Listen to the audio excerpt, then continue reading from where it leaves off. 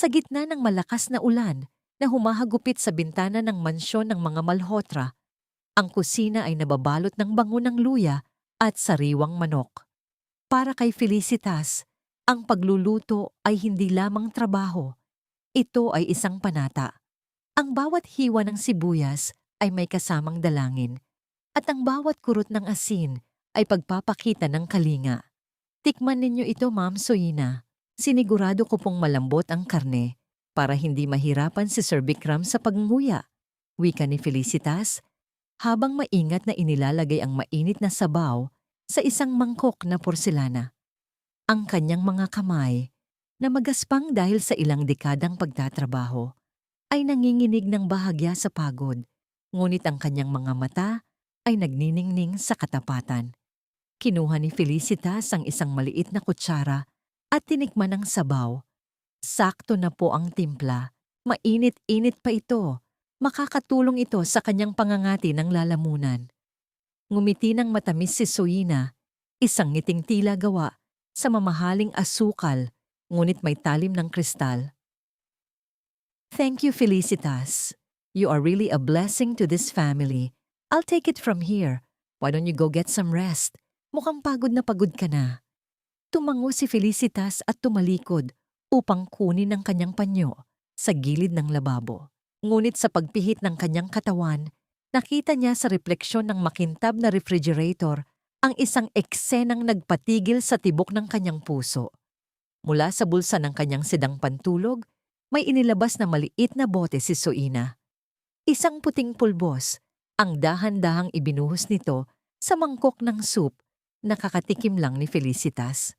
Ang pulbos ay mabilis na natunaw, naglaho sa ginintuang sabaw na tila isang lihim na ibinaon sa limot. Ma'am Soina, ano po iyon? Ang boses ni Felicitas ay halos pabulong, puno ng takot at pagkalito. Hindi nabigla si Soina. Dahan-dahan siyang lumingon. Ang kanyang mukha ay nanatiling kalmado, tila isang anghel na walang itinatago. Oh, it's just vitamin powder, Felicitas. Sabi ng doctor, he needs more supplements since hindi siya makakain ng maayos. I didn't want to bother you with the instructions kaya ako na ang naglagay. Pero ma'am, ang sabi po ng doctor nung isang araw. Felicitas, pagputol ni Soina. Ang kanyang boses ay naging malamig, kasing lamig ng ulan sa labas. Don't overthink. I am his wife. Do you think I would do anything to hurt my husband? Di ba ang sabi mo, pamilya na ang turing mo sa amin. Huwag mong pairalin ang pagiging praning. Just do your job and let me do mine as his wife. Utang na loob. Felicitas, don't make this complicated. Naramdaman ni Felicitas ang isang matinding lamig na gumagapang mula sa kanyang mga talampakan patungo sa kanyang gulugod. Ang salitang utang na loob ay tumama sa kanya na parang isang sampal. Naalala niya kung paano siya tinulungan ng mga Malhotra noong mamatay ang kanyang asawa, kung paano siya binigyan ng bubong sa itaas ng kanyang ulo. Dahan-dahang kinuha ni Felicitas ang tray. Ang init ng mangkok ay dumadaloy sa kanyang mga palad, ngunit sa kanyang kalooban, tila nagyayelo ang kanyang dugo. Bawat hakbang niya paakyat sa marangyang hagdanan ay tila paglapit sa isang bangin. Sa loob ng silid, si Bikram ay nakasandal sa malalambot na unan. Ang kanyang mukha ay maputla at ang kanyang mga mata ay malalim ang pagkakalubog. Nang makita niya si Felicitas, isang mahinang ngiti ang sumilay sa kanyang mga labi. Salamat, Felicitas. Alam ko, ikaw lang ang nakakaintindi sa panlasa ko. Paos na wika ni Bikram. Nanginginig ang mga kamay ni Felicitas habang inilalapag ang tray sa bedside table. Tumingin siya kay Soina na nakatayo sa may pinto, nagmamasid, naghihintay. Kain na, sweetheart. Felicitas made that especially for you. She put a lot of love in that soup. Masayang sabi ni Soina. Kinuha ni Bikram ang kutsara. Ang unang muong ng sabaw na puno ng pagmamahal ni Felicitas, ngunit hinaluan ng laso ng pagtataksil, ay pumasok sa kanyang bibig. Tumingin si Bikram kay Felicitas. Ang kanyang mga mata ay puno ng tiwala. Perfect as always. Napako si Felicitas sa kanyang kinatatayuan. Ang kanyang sikmura ay bumaligtad sa tindi ng dumi na kanyang nararamdaman. Sa loob ng ilang segundo, ang lahat ng kanyang pagsusumikap, ang kanyang katapatan at ang kanyang dangal ay naging isang malaking biro. Siya mismo ang nagdala ng kamatayan sa taong pinagkakautangan niya ng buhay.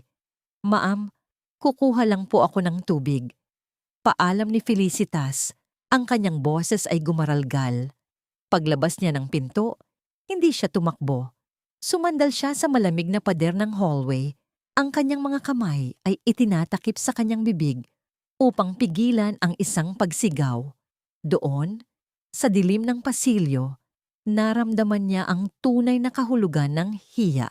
Hindi dahil siya ay isang katulong, kundi dahil sa sandaling iyon, naramdaman niyang siya ay naging isang kasangkapan sa isang krimen na binalot sa pangalan ng pag-ibig. Habang naririnig niya ang mahinang ubo ni Bikram mula sa loob ng silid, isang mapait na katotohanan ang lumitaw sa kanyang isipan.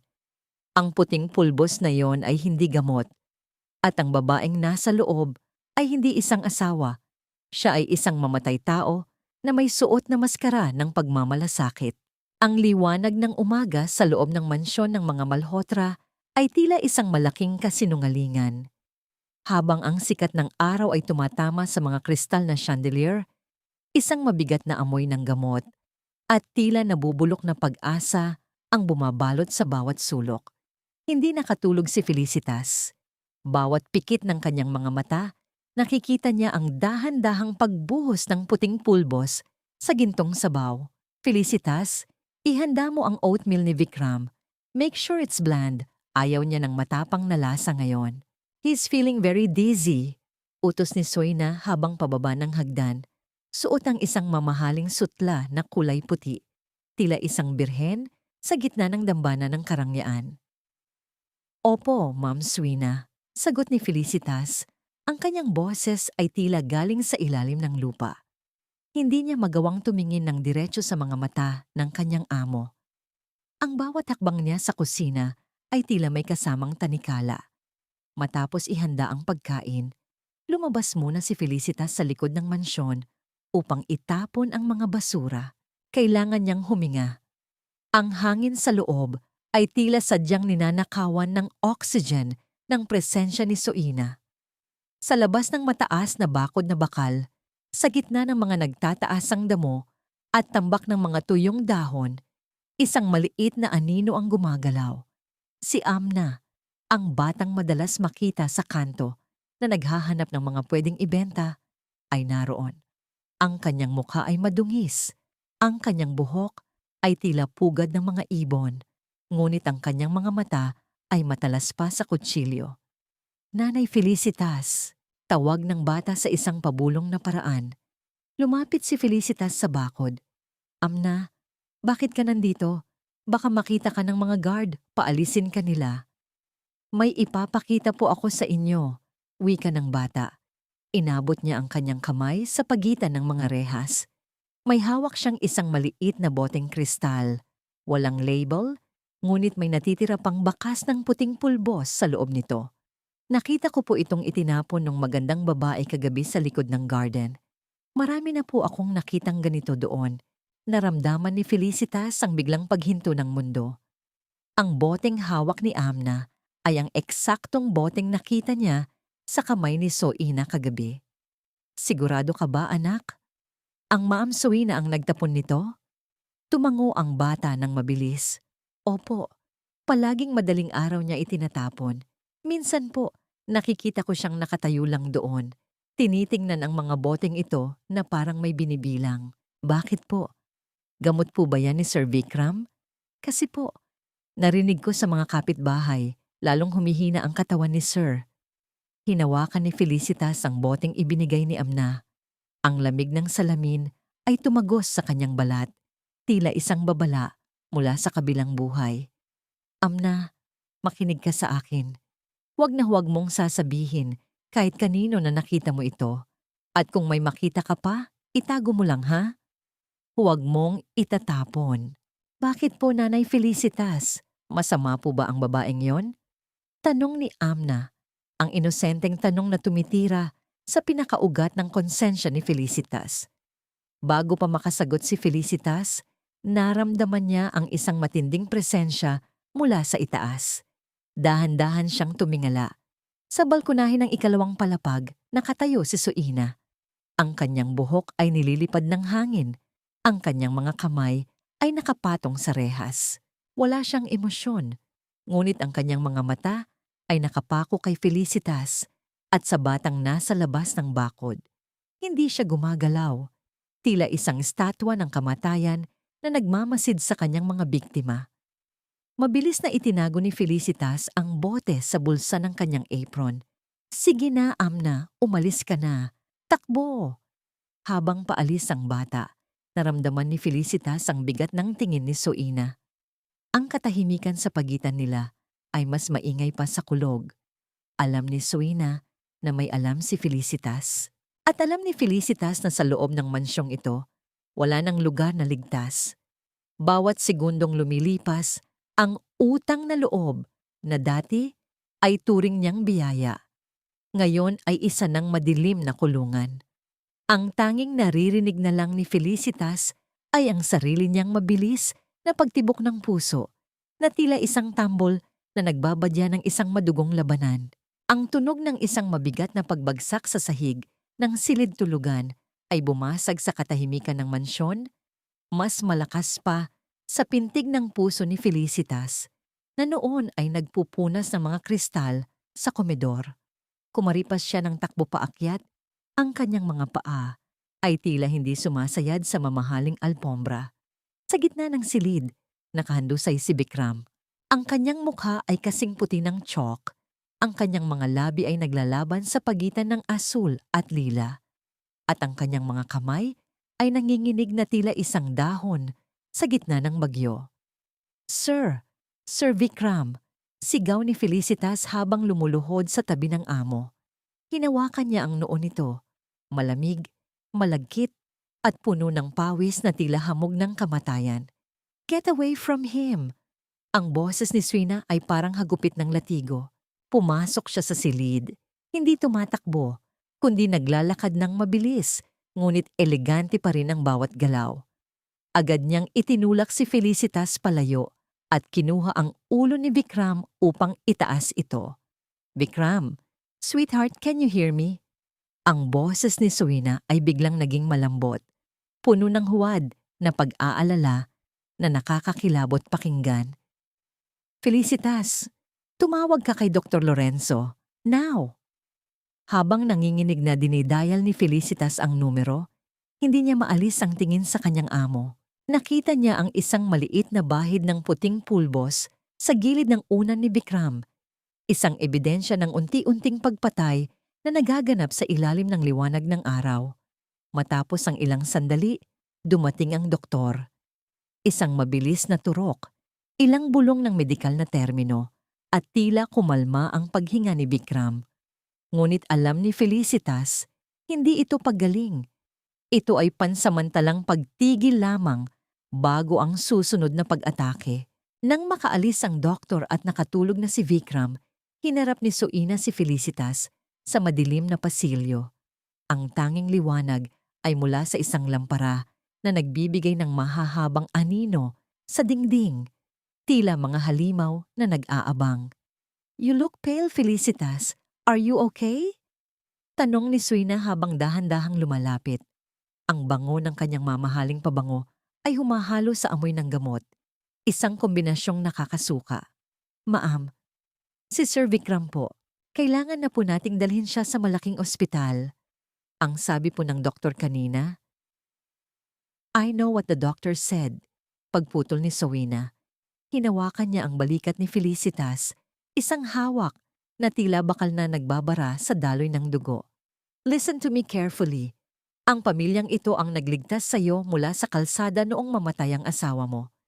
We paid for your children's school. We gave you a life. Utang na loob mo sa amin ang lahat nang mayroon ka ngayon. Do you understand?" Napayuko si Felicitas.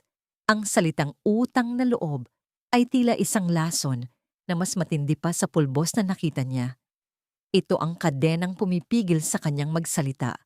Ang piring na nagbubulag sa kanya sa katotohanan. Ang katapatan ay hindi lang sa paggawa ng soup, Felicitas. Ang katapatan ay sa pananatiling tahimik at pagtitiwala sa akin bilang asawa niya. Patuloy ni Soina. Don't let your concern turn into meddling. Baka makalimutan ko kung gaano kakahalaga sa bahay na ito. Dahan-dahang pumasok muli si Soina sa silid ni Vikram.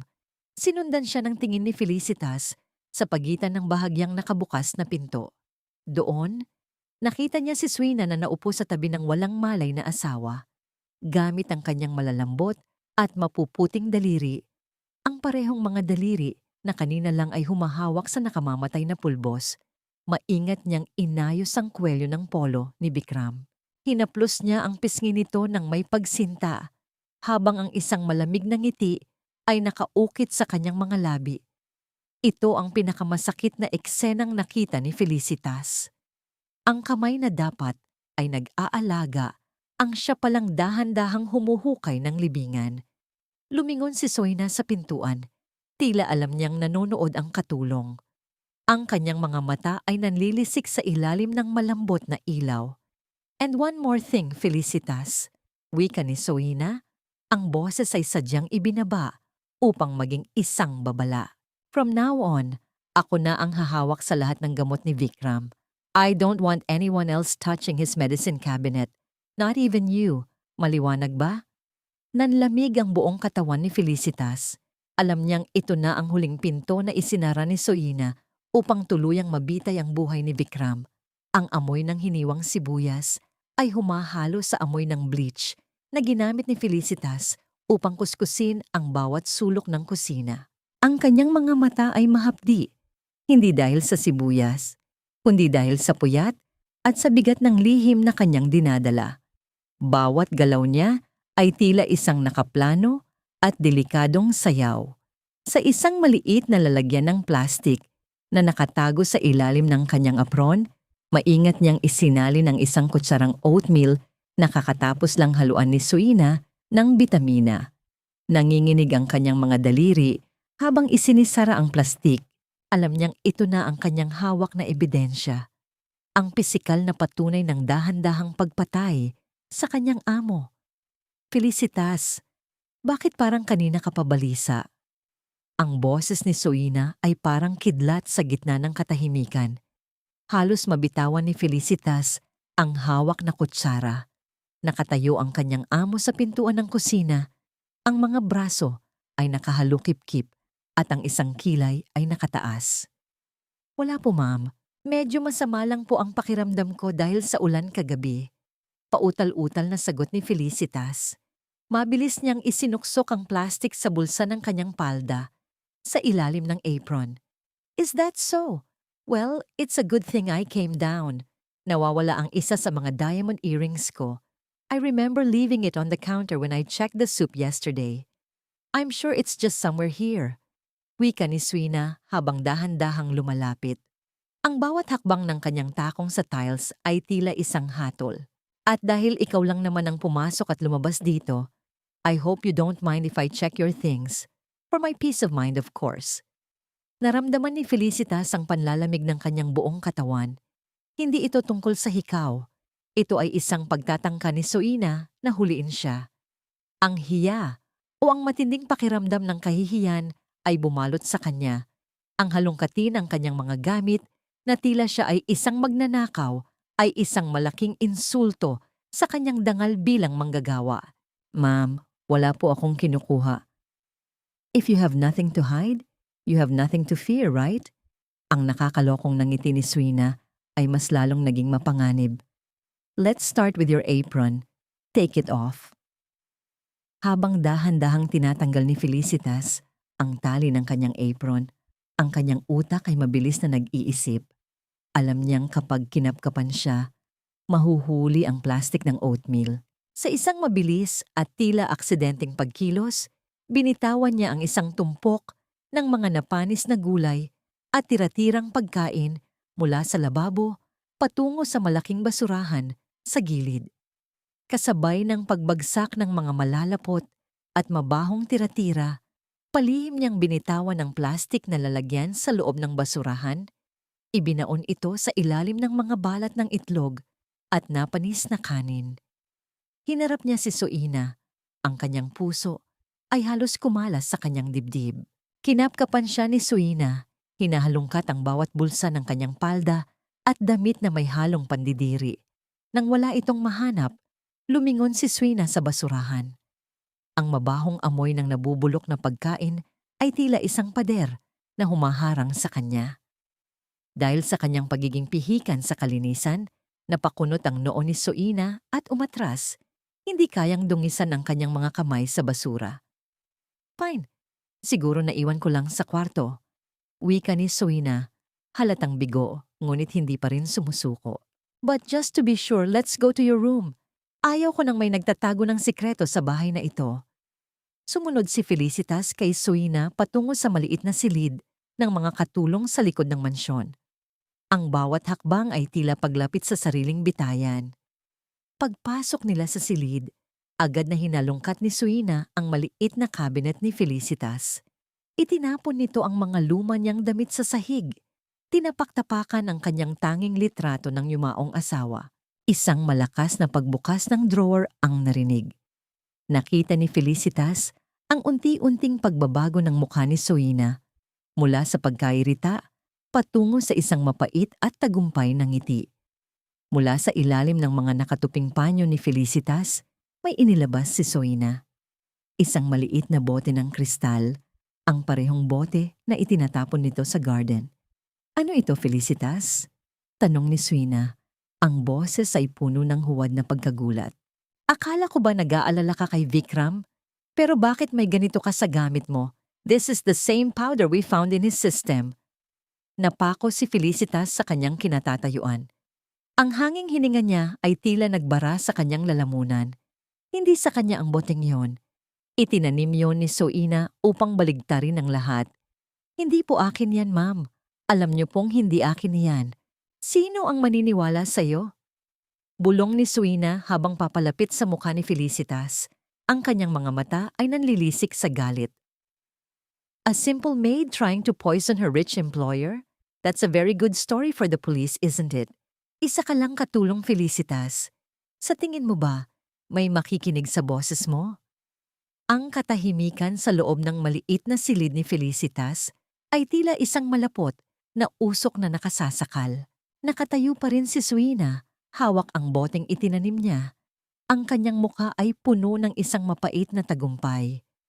Para kay Felicitas, ang bawat segundo ay tila isang paghatol. Ang hiya na kanyang nararamdaman ay hindi dahil sa siya ay nagkasala, kundi dahil sa tindi ng kawalang hiyaan ng babaeng nasa harapan niya, isang babaeng kayang pumatay ng asawa at isisi ito sa isang inosenteng lingkod. I'll give you a chance, Felicitas, bulong ni Soina habang dahan-dahang inilalagay ang bote sa kanyang bulsa. I won't call the police today. I want you to think about your future. Kung gusto mo pang makita ang mga anak mo, matuto kang sumunod. Just do your job. Cook the food, serve the medicine, and keep your mouth shut. Don't make me do something we'll both regret. Nang makaalis si Soina, bumagsak si Felicitas sa kanyang lumang katre. Ang kanyang mga kamay ay nanginginig, hindi dahil sa takot, kundi dahil sa nag-aalab na galit na ngayon lang niya naramdaman sa buong buhay niya. Ngunit alam niyang kailangan niyang maging matalino. Hindi siya pwedeng sumuko. Nang sumapit ang hating gabi, sa ilalim ng malamlam na liwanag ng buwan na tumatago sa bintana ng kusina, bumalik si Felicitas sa kinalalagyan ng basurahan. Ang amoy ng napanis na pagkain at nabubulok na gulay ay sumalubong sa kanya. Ngunit hindi niya ito ininda gamit ang kanyang mga hubad na kamay. Hinalungkat niya ang bawat dumi, ang bawat malapot na tira-tira, hanggang sa maramdaman ng kanyang mga daliri ang matigas at madulas na plastik na kanyang itinalon kanina. Nang mahanap niya ang maliit na lalagyan ng oatmeal na may lason, niyakap niya ito ng mahigpit. Ito ang kanyang tanging alas. Kinabukasan, sa kanyang day off, nagtungo si Felicitas sa isang maliit na klinika sa labas ng lungsod kung saan nagtatrabaho ang isang malayong kamag-anak bilang lab technician. Ang amoy ng alkohol at matapang na disinfectant sa klinika ay tila sumusuntok sa kanyang ilong, isang malaking kaibahan sa amoy ng mga mamahaling bulaklak sa mansyon. Nanay Felicitas, sigurado ka ba rito? Tanong ng kanyang kamag-anak habang tinitingnan ang sample sa ilalim ng mikroskopyo. Ang nakita namin, hindi ito simpleng bitamina. Ano yon, anak? Sabihin mo sa akin ang totoo. Pakiusap ni Felicitas. Ang kanyang puso ay tila isang tambol na mabilis ang paghampas.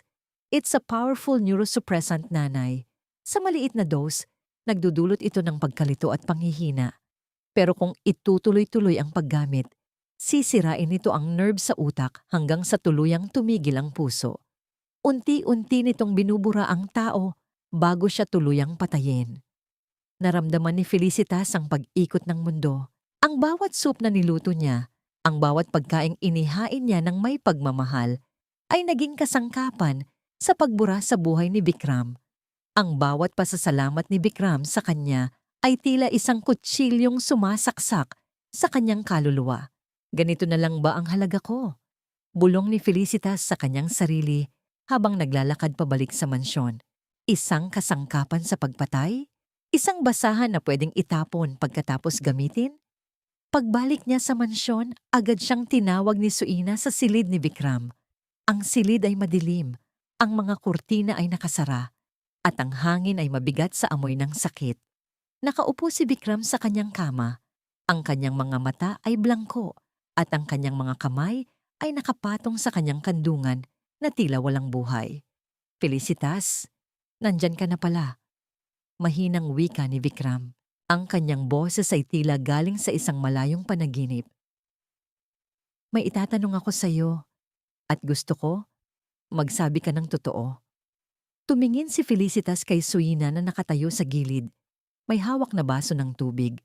Ang kanyang mukha ay tila isang mapayapang lawa na may itinatagong pating sa ilalim. Ano po iyon, sir? Tanong ni Felicitas. Ang kanyang boses ay matatag, kahit ang kanyang kalooban ay nagdurugo. Tumingin ng diretso si Bikram sa mga mata ni Felicitas. Isang tingin na tila humihingi ng saklolo. Ikaw ang nagluluto ng lahat ng kinakain ko, di ba? Ikaw ang tanging pinagkakatiwalaan ko sa bahay na ito. Huminto sandali si Bikram, huminga ng malalim, at ang kanyang susunod na tanong ay tila isang bomba na sumabog sa gitna ng silid. Felicitas, nilalason mo ba ako? Ang tanong ni Bikram ay tila isang matalim na aspile na itinuon sa pinakamalambot na bahagi ng puso ni Felicitas. Ang katahimikan sa loob ng silid ay naging kasing bigat ng semento. Nakita ni Felicitas ang panginginig ng mga labi ni Bikram, hindi dahil sa galit, kundi dahil sa takot ng isang taong pakiramdam niya ay tinalikuran na ng mundo. Sir Bikram, ang boses ni Felicitas ay tila isang hiningang nagmula sa kailaliman ng kanyang pagkatao. Sa loob ng 10 taon na paninilbihan ko rito, kailan ko po kayo binigyan ng kahit anong makakasama sa inyo? Ang bawat pagkaing inihahain ko ay puno ng dalangin na sana ay lumakas kayo. But Felicitas, explain this. Singit ni Soina. Ang kanyang boses ay tila isang koro ng mga anghel, ngunit ang bawat salita ay may dalang lason. Inilapag niya sa bedside table ang boteng na hanap niya sa silid ni Felicitas. How can you explain this bottle in your room? The doctor said it's the same poison found in Bikram's blood. Bakit mo ito ginagawa? After everything we've done for you? Tumingin si Bikram sa bote, pagkatapos ay kay Felicitas. Ang tiwala sa kanyang mga mata ay unti-unting napapalitan ng pandidiri. Ang hiya na naramdaman ni Felicitas ay hindi na lang basta kahihiyan. Ito ay isang apoy na tila tumutupok sa kanyang buong pagkatao. Ang pagbibintang sa kanya ng isang krimena, mismong siya ang nagtatangkang pigilan, ay isang uri ng kalupitan na hindi kayang ilarawan ng kahit anong salita. Ma'am Soina, alam niyo po ang totoo. Wika ni Felicitas.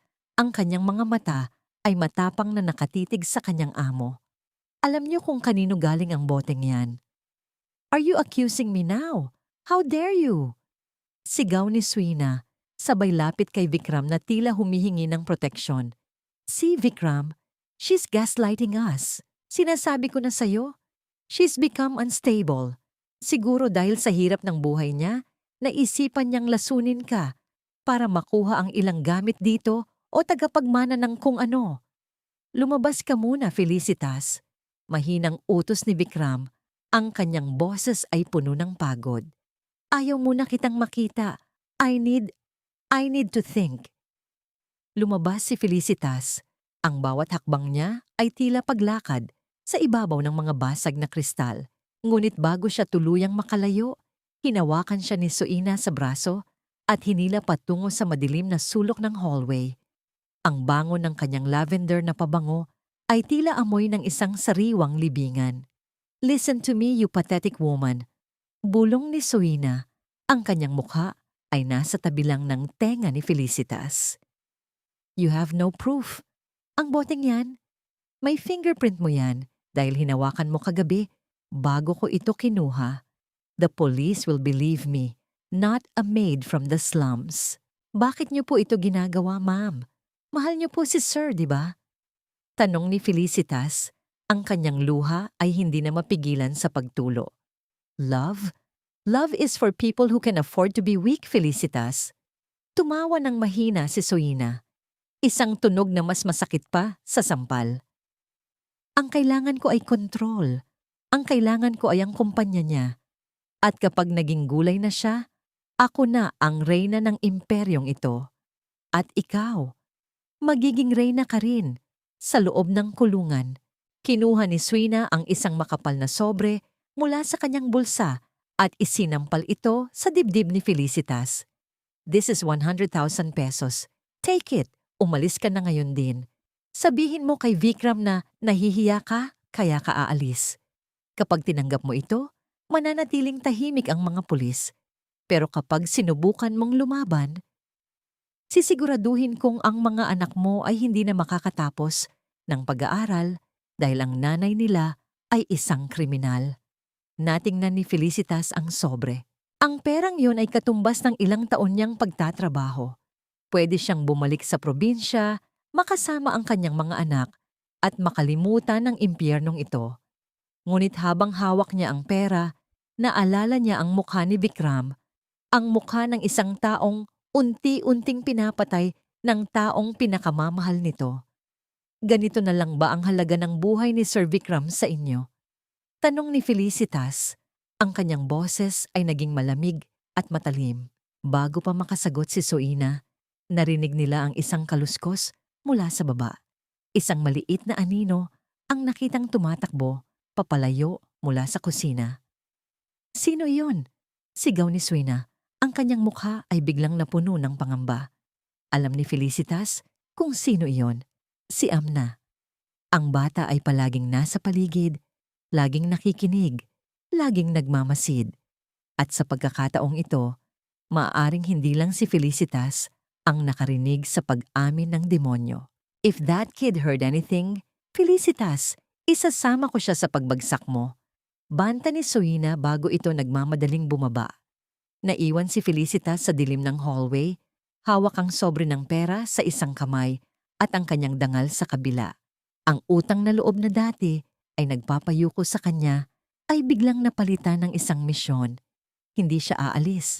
Hindi siya susuko. Dahil kung ang isang bata ay may lakas ng loob na harapin ang kadiliman, paano pa ang isang ina na ang tanging yaman ay ang kanyang katotohanan? Ang bango ng mga bulaklak ng jasmine sa garden ay tila amoy ng mga bulaklak sa isang punerarya para kay Felicitas. Umagang-umaga pa lamang ay abala na ang mansyon, hindi para sa isang handaan, kundi para sa isang paglikas. Bilisan mo ang pag-iimpake ng mga gamit ni Vikram, Felicitas. The ambulance is coming to take him to the resort in Batangas. Sabi ng doktor, the sea breeze will be good for his recovery. Wika ni Suina habang naglalakad sa hallway, hawak ang isang listahan. Ang kanyang boses ay masayahin, tila ba magbabakasyon sila sa paraiso. Ngunit ang kanyang mga mata ay nananatiling malamig at mapagbantay. Napatigil si Felicitas sa pagtitiklop ng mga barong ni Vikram. Alam niya ang ibig sabihin nito. Ang resort na sinasabi ni Swina ay isang liblib na rest house sa tabi ng dagat, malayo sa mga kapitbahay, malayo sa ospital, at higit sa lahat, malayo sa sino mang pwedeng makakita sa gagawin ni Swina. Kapag dinala roon si Vikram, wala nang makakapigil sa dahan-dahang pagbura sa kanyang buhay. Ma'am, baka po masyadong malayo ang biyahe para kay Sir. Mahina pa po ang kanyang puso.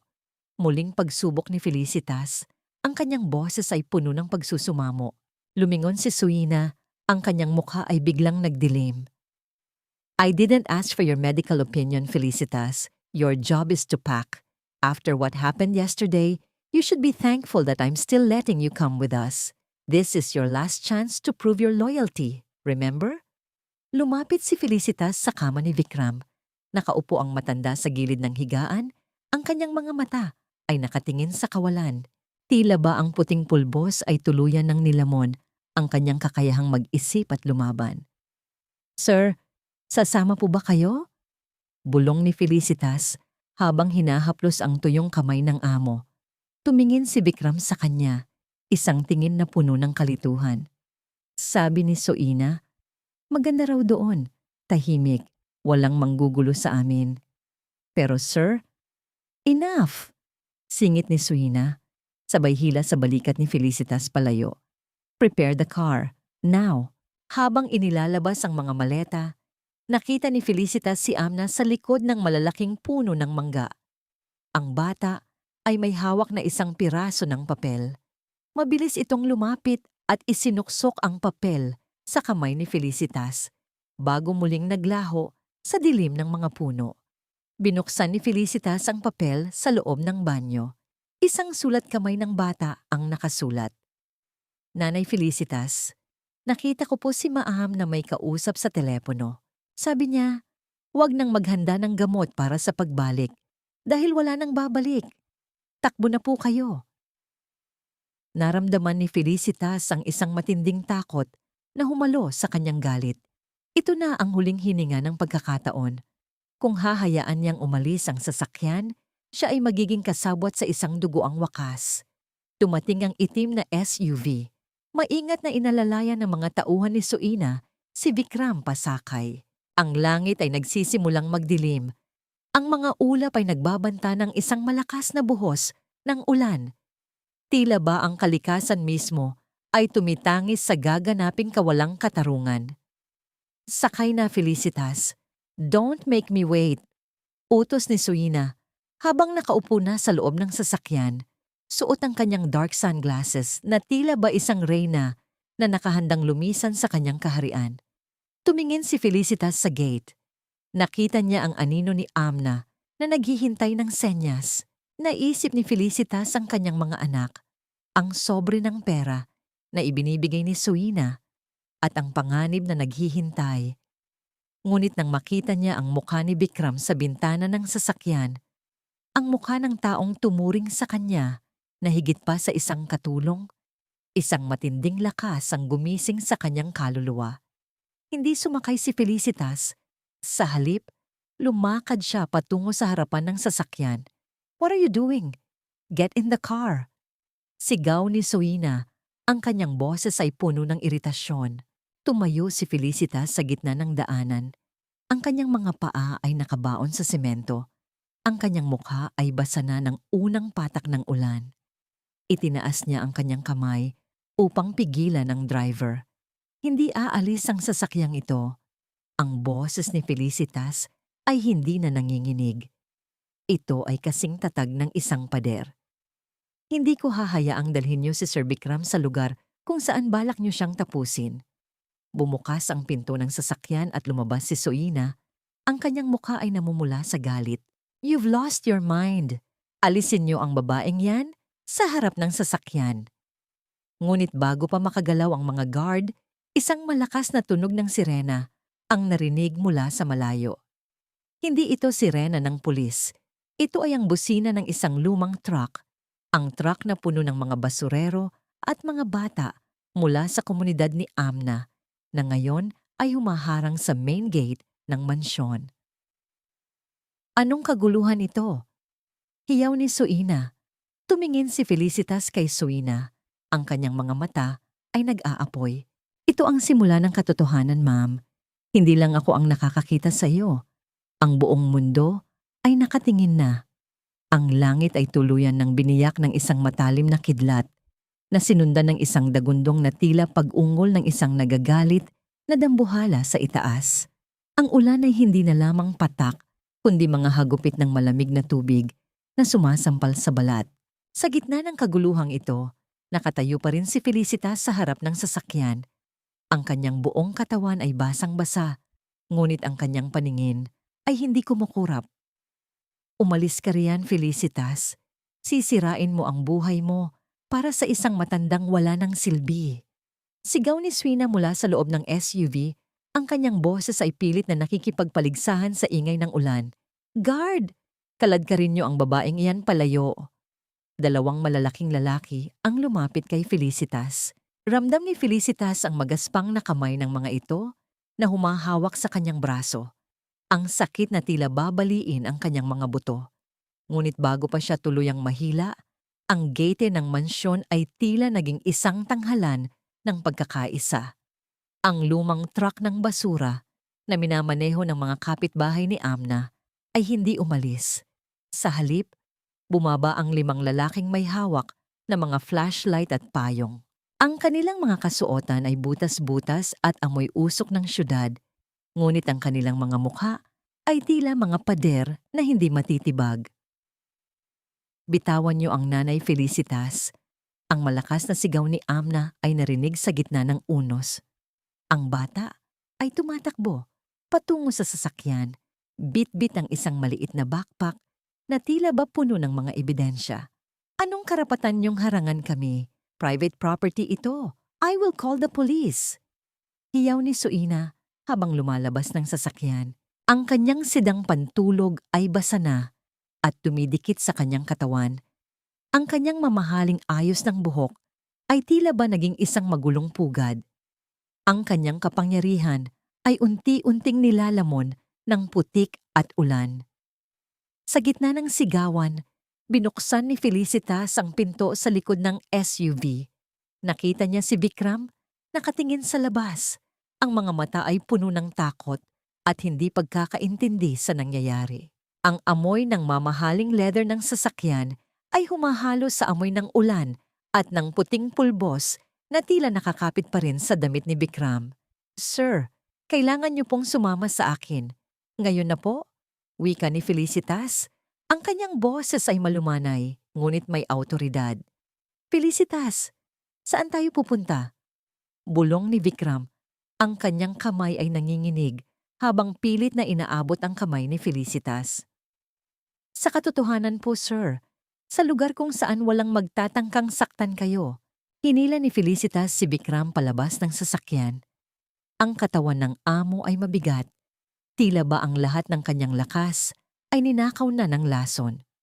Bawat hakbang nila sa maputik na daan ay isang pakikibaka. Ang dulas ng lupa ay tila ba gustong hilahin sila pababa.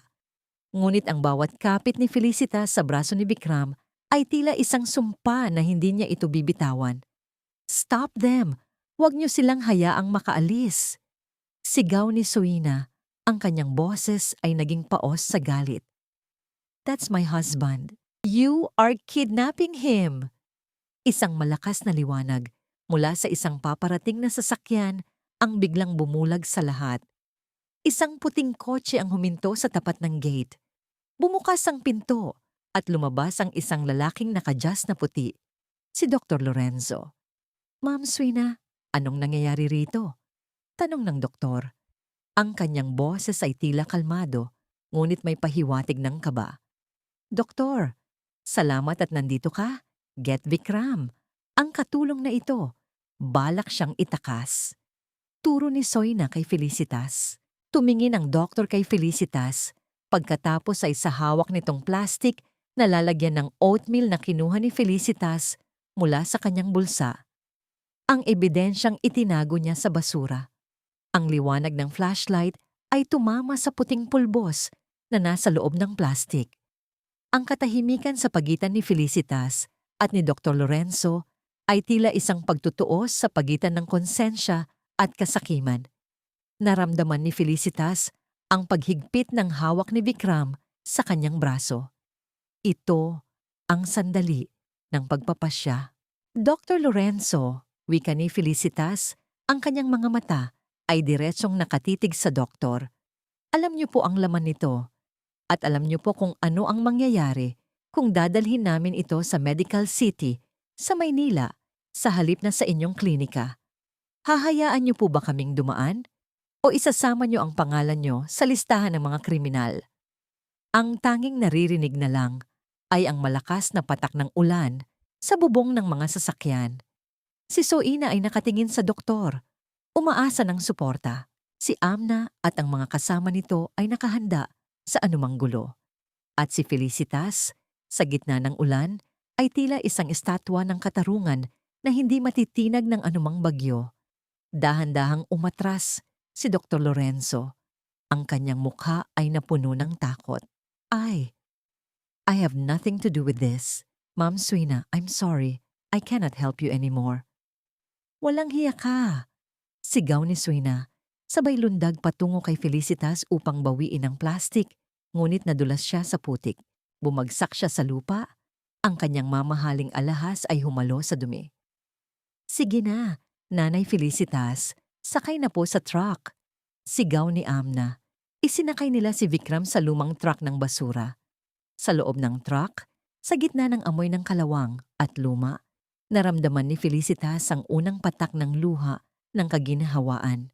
Habang umaandar ang truck palayo sa mansyong tila, naging isang magandang kulungan, lumingon si Felicitas sa likuran. Nakita niya si Soina na nakaluhod sa gitna ng daanan, basang-basa, napapaligiran ng dilim, habang ang anino ng kanyang kasamaan ay unti-unti nang nilalamon ng gabi. Ang di matatawarang utang na loob ay tuluyan ng nabura ng ulan, at sa halip, isang bagong umaga ang naghihintay para sa kanila.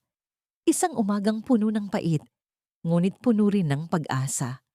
Ang alingasaw ng nabubulok na basura sa loob ng truck ay tila naging pabango ng kaligtasan para kay Felicitas. Habang humaharurot ang sasakyan palayo sa mansyon, nararamdaman niya ang bawat lubak ng daan, ang bawat pag-alog na tila ba niyayanig, ang kanyang buong pagkatao. Sa kanyang tabi, ang ulo ni Vikram ay nakasandal sa kanyang balikat. Isang bilyonaryong dati ay tinitingala. Ngayon ay tila isang basang sisiw na kinalong ng isang hamak na katulong.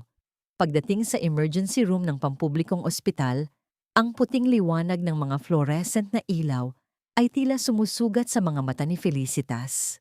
Ang amoy ng antiseptic at alcohol ay mabilis na humalili sa amoy ng ulan.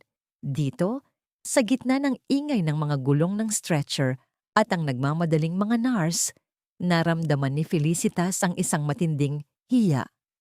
Nakatingin ang mga tao sa kanyang maruming damit, sa kanyang putikang tsinelas, at sa pasyenteng mukhang mamahalin, ngunit amoy basura. Kailangan po siyang ma-toxicology test ngayon din. Ang boses ni Felicitas ay tuyot. Tila ba nagmula sa disyerto ng kanyang pagod.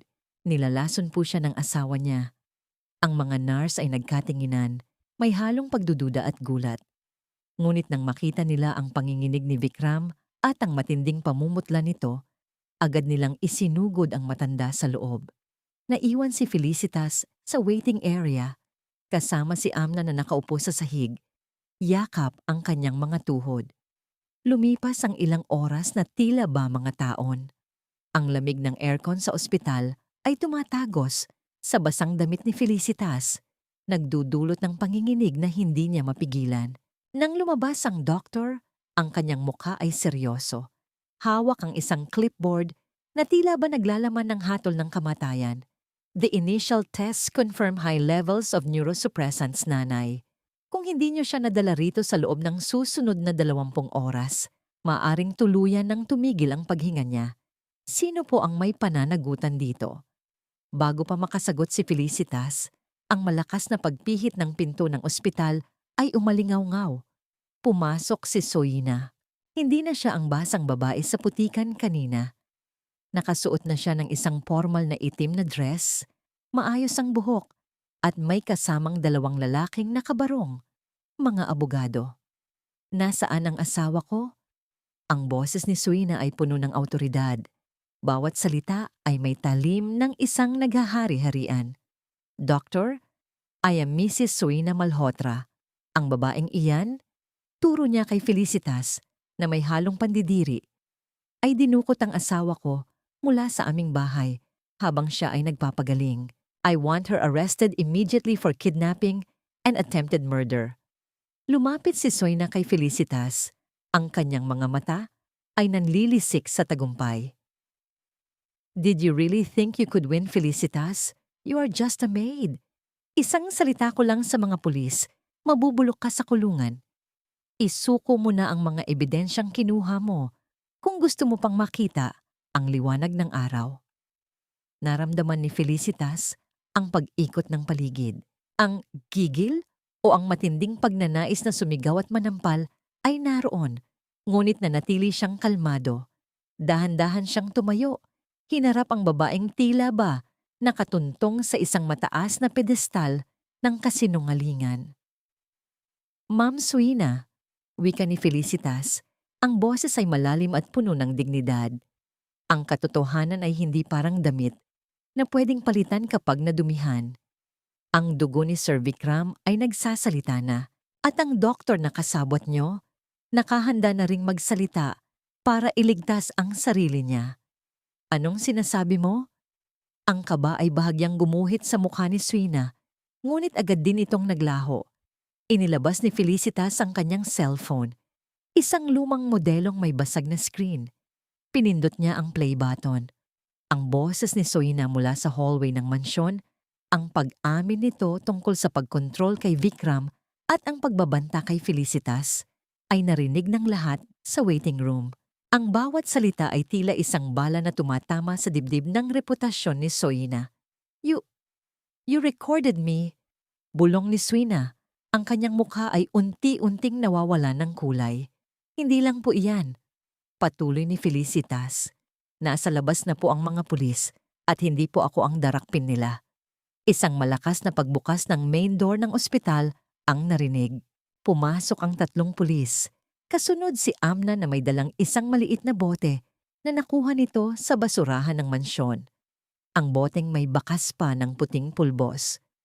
Mrs. Suina Malhotra, wika ng opisyal, kailangan niyo pong sumama sa amin para sa investigasyon ng frustrated murder. Ang mga abogado ni Suina ay nagkatinginan at dahan-dahang umatras. Tila ba ayaw ng madamay sa bumabagsak na barko. Si Suina, ang reynang dati ay nagdidikta ng buhay at kamatayan, ay nakatayo sa gitna ng ospital. Mag-isa, hiyang-hiya sa harap ng mga taong kanina lang ay hinahamak niya. Ang bawat segundo sa loob ng waiting room ng ospital ay tila patak ng asido sa natitirang dignidad ni Suina Malhotra. Ang malamig na bakal ng posas na pumalupot sa kanyang mga payat at mapuputing pulso ay nagbigay ng isang tunog na hindi narinig ng tainga, kundi naramdaman ng lahat bilang simula ng kanyang katapusan. Ang kinang ng kanyang suot na brilyanteng singsing ay tila nangungutya sa kanya sa ilalim ng malupit na liwanag ng ospital. How dare you? Bitawan niyo ako. Do you know who I am? I am the wife of Vikram Malhotra. My lawyers will sue all of you. Sigaw ni Suina. Ang kanyang boses ay pumapaos. Nawawala na ang poison na dati ay kanyang ipinagmamalaki. Ang kanyang mga mata ay nangingilid ang luha ng galit, hindi ng pagsisisi. Tumingin si Felicitas sa kanyang amo. Ang babaeng naghari-harian sa mansyon, ang babaeng itinuring siyang basahan. Ngayon, si Suina ay nakatayo sa harap ng mga nurse, mga pasyenteng mahihirap, at mga pulis. Ang hiya na bumabalot sa kanya ay kasing lapot ng putik sa labas. Nakikita ng lahat ang tunay na anyo ng halimaw na nagtago sa likod ng sutla at pabango. Ang pera niyo po ay hindi kayang bayaran ng buhay na ninakaw niyo kay Sir Vikram. Wika ni Felicitas. Ang kanyang boses ay kalmado, ngunit bawat salita ay may bigat ng katarungan. Ang batas po ay walang kinikilingang antas ng buhay kapag ang usapan ay ang pagkitil ng hininga. You're just a maid. You're nothing. Hiyaw ni Soina habang kinalaladkad siya ng mga pulis palabas. Mabubulok ka rin sa hirap, Felicitas. Isusumpa kita. Habang inilalabas si Soina, ang bawat taong nadadaanan niya sa hallway ay tumitingin ng may pandidiri. Walang sino man ang naawa. Ang awa ay para sa mga biktima, hindi para sa mga mapagsamantala. Ang kanyang mga abogado ay tahimik na sumunod, ngunit ang kanilang mga mukha ay tila nagsasabing wala na silang magagawa sa harap ng matibay na ebidensya at pag-amin na narinig sa buong ospital. Nang tuluyan nang mawala ang ingay ni Soina, bumalik ang katahimikan sa paligid ni Felicitas. Lumapit siya sa bintana ng Intensive Care Unit, ICU. Sa loob, nakikita niya si Vikram na napapaligiran ng mga makina. Ang bawat pag-akyat at pagbaba ng linya sa monitor ay tila isang himig ng pag-asa. Nanay Felicitas, tawag ni Amna. Ang bata ay nakatayo sa likuran niya, hawak ang isang plastik na baso ng tubig. Pagod na po ba kayo? Napangiti ng mahina si Felicitas. Pagod ang katawan, anak, pero ang loob ko ngayon lang uli gumaan ng ganito. Pumasok ang doktor at hinarap si Felicitas. The toxins are starting to clear out, but there's some permanent nerve damage. He might not be the same Vikram Malhotra as before. Ang tanong, sino ang mag-aalaga sa kanya ngayon? Ang lahat ng kanyang ari-arian ay pansamantalang naka-freeze dahil sa kaso. Tiningnan ni Felicitas ang kanyang mga palad. Ang mga palad na nagluto ng libu-libong pagkain, ang mga palad na naggayat ng lason na hindi niya alam, at ang mga palad na ngayon ay malaya na. Hanggat may lakas ako, doktor, hindi siya mag-iisa. Sagot ni Felicitas, hindi dahil sa utang na loob, kundi dahil sa katarungan ng isang tao para sa kapwa-tao. Kinabukasan, lumabas sa mga pahayagan at sa telebisyon ng balita tungkol sa pag-aresto kay Soina. Ang gigil ng publiko ay naramdaman sa buong bansa. Isang mayamang asawa na nilason ng asawa para sa yaman. Isang kwentong teleserye na nagkatotoo. Ngunit sa gitna ng ingay ng media, sa loob ng isang maliit at tahimik na kwarto sa ospital, idinilat ni Vikram ang kanyang mga mata. Hindi niya kayang magsalita. Hindi niya kayang igalaw ang kanyang mga kamay ng maayos. Ngunit nang makita niya si Felicitas na nakaupo sa tabi niya, nagbabalat ng prutas nang may ingat, isang butil ng luha ang gumulong mula sa kanyang mata. Hinawakan ni Felicitas ang kamay ng amo. Wala na po siya, sir. Ligtas na po kayo. Ang bawat haplos ni Felicitas sa kamay ni Vikram ay tila isang pagbubura sa bawat pait ng nakaraan. Ang hapdi ng pagkakanulo ay unti-unti nang pinapalitan ng init ng tunay na pagkalinga. Ngunit sa labas, ang mga abogado ni Soina ay nagsisimula ng bumuo ng isang bagong plano. Ang laban ay hindi pa tapos. Ang susunod na kabanata ay ang pagtutuos sa korte, kung saan ang salita ng isang katulong ay susubukan laban sa kapangyarihan ng mga bilyonaryo. Ang loob ng bulwagan ng korte ay nababalot ng isang nakabibinging katahimikan. Isang katahimikang tila bago sumabog ang isang malakas na bagyo. Ang amoy ng lumang papel, ang lamig ng aircon na tila humahalihaw sa buto, at ang tunog ng bawat yabag sa makintab na sahig ay nagbibigay ng isang bigat sa dibdib ni Felicitas. Nakaupo siya sa witness stand. Ang kanyang mga kamay ay magkayakap sa kanyang kandungan. Hindi siya nakatingin sa mga tao. Ang kanyang paningin ay nakapako sa krusipiho sa itaas ng upuan ng hukom. Nanunumpa ka ba na sasabihin mo ang buong katotohanan at wala kundi katotohanan lamang? Opo. Ang boses ni Felicitas ay mahina, ngunit matatag. Tila isang ugat ng puno na malalim ang kapit sa lupa. Sa kabilang panig, nakaupo si Soina. Nakasuot siya ng isang mamahaling itim na terno. Ang kanyang buhok ay maayos na nakapusod at ang kanyang mukha ay tila isang pader ng yelo. Sa tabi niya ay ang kanyang batikang abogado na handang baluktutin ang bawat salita ni Felicitas. Sabihin mo sa amin, Felicitas. Simula ng abogado ni Soina, ang boses ay puno ng pangungutya. Hindi ba't ikaw ay isang hamak na katulong lamang? Isang babaeng nanggaling sa hirap, nabaon sa utang, at may pangarap na guminhawa ang buhay sa madaling paraan. Hindi ba't ikaw ang nagnakaw ng mga alahas ni Mrs. Malhotra at nang mahuli ka, ay naisipan mong baligtarin ang lahat sa pamamagitan ng paggawa ng kwento tungkol sa paglalason? Naramdaman ni Felicitas ang muling pag-akyat ng hiya sa kanyang mga pisngi. Ang paggamit sa kanyang kahirapan bilang sandata laban sa kanya ay isang sakit na pamilyar na sa kanya. Ngunit bago pa siya makasagot, narinig ang pagbukas ng malaking pinto sa likuran. Iniluwal ng pinto si Bikram Malhotra, nakaupo sa isang wheelchair, itinutulak ni Amna.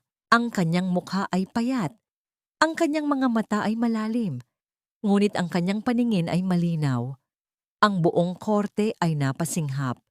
Ito ang unang pagkakataon na lumabas si Bikram sa publiko mula nang mangyari ang insidente. Ang katotohanan po ay wala sa laki ng bank account ng isang tao. Wika ni Felicitas habang nakatingin ng diretso sa abogado. Nasa tibay ito ng konsensya, at ang konsensya ko ay hindi pwedeng bilhin ng kahit ilang milyong piso na inialok sa akin ni Ma'am Soina. Tumayo si Dr. Lorenzo, ang star witness na ngayon ay nakayuko sa pagsisisi. Your Honor, I am admitting my participation. Mrs. Soina Malhotra paid me to misdiagnose her husband. She provided the neurosuppressant powder. Here are the bank transfer records and the remaining samples of the toxin. Ang bawat dokumentong inilalabas ay tila isang pako sa kabaong ng kalayaan ni Soina. Ang kanyang abogado ay napaupo. Wala nang magawa sa harap ng matibay na ebidensya. Lumingon si Soina kay Vikram. Ang kanyang mga mata ay humihingi ng awa. Ang parehong awang ipinagkait niya rito. Vikram, sweetheart, ginawa ko lang yon dahil ayaw kitang mawala. I did it for us. Tumingin si Vikram sa kanyang asawa. Walang galit sa kanyang mga mata, kundi isang matinding pagkamuhi at pait. You didn't do it for us, Soina. You did it for you. Pinatay mo ang lalaking minahal ka para lang makuha ang mga bagay na ibibigay ko naman sa'yo ng kusa. Ang hatol ng hukuman, guilty. Ang tunog ng pagbagsak ng mallet ng hukom ay umalingaw-ngaw sa buong silid, tila isang hatol mula sa langit. Nagsimulang magkagulo. Ang mga pulis ay lumapit kay Soina upang dalhin siya sa Correctional Institute for Women. Sa huling pagkakataon, nagtama ang paningin ni Felicitas at ni Soina. Ang gigil na naramdaman ni Felicitas ay naglaho, napalitan ng isang malalim na buntong hininga. Ang babaeng dati ay naglalakad sa mga ulap ng karangyaan ay kinaladkad palabas, sumisigaw, nagmamakaawa, hanggang sa ang kanyang boses ay tuluyan ng nilamon ng pagsasara ng pinto. Paglabas ng korte, sinalubong sila ng init ng araw. Ang ulan kagabi ay nag-iwan ng sariwang amoy ng lupa. Hinawakan ni Bikram ang kamay ni Felicitas. Salamat, Felicitas. Ibinalik mo sa akin ang buhay ko. Mahinang wika ni Bikram. Hindi po ako ang nagbalik, sir. Ang katotohanan po ang nagpalaya sa inyo.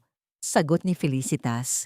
Sumakay sila sa sasakyan, hindi sa isang truck ng basura, kundi sa isang sasakyang puno ng bagong pag-asa. Habang papalayo sila sa korte, nakita ni Felicitas sa rearview mirror ang kanyang sarili. Hindi na siya ang katulong na nakayuko. Siya ay isang babaeng tumayo para sa tama. Isang ina na nagpakita sa kanyang mga anak na ang dangal ay hindi nasusukat sa ginto, kundi sa lakas ng loob na sabihin ang totoo sa gitna ng mga higante. 1 taon ang lumipas. Ang mansyon ng mga Malhotra ay hindi na isang madilim na kuta ng mga lihim. Ito ay naging Amna Sanctuary, isang feeding center at paaralan para sa mga batang kalsada na pinapatakbo ng pundasyon ni Bikram.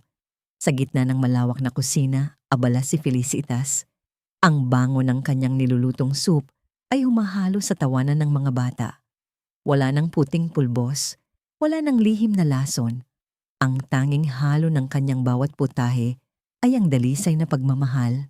Dumating si Bikram, naglalakad na ng walang saklay. Kasunod si Amna na nakauniporme na ng paaralan. Naupo sila sa mahabang mesa, kasama ang mga batang dati ay sa basura lamang kumukuha ng pagkain. Nanay Felicitas, ang sarap po nito. Sigaw ng isang bata. Napangiti si Felicitas habang pinagmamasdan ng bawat isa sa kanila. Ang karma na dumating kay Suina ay hindi lamang parusa, kundi isang paraan upang ang yaman na dati ay ginagamit sa kasamaan ay maging daluyan ng biyaya. Habang ang araw ay dahan-dahang lumulubog, nagbibigay ng gintong liwanag sa paligid, naramdaman ni Felicitas ang tunay na healing. Ang mga sugat ng nakaraan ay naging mga pilat na nagpapaalala sa kanyang katatagan. Ang bawat subo ng soup ng mga bata ay tila isang awit ng pasasalamat na abot hanggang langit. Sa wakas, ang kanyang mga kamay ay hindi na lamang nagluluto para sa isang amo, kundi para sa isang pamilyang binuo ng katotohanan at pagkalinga.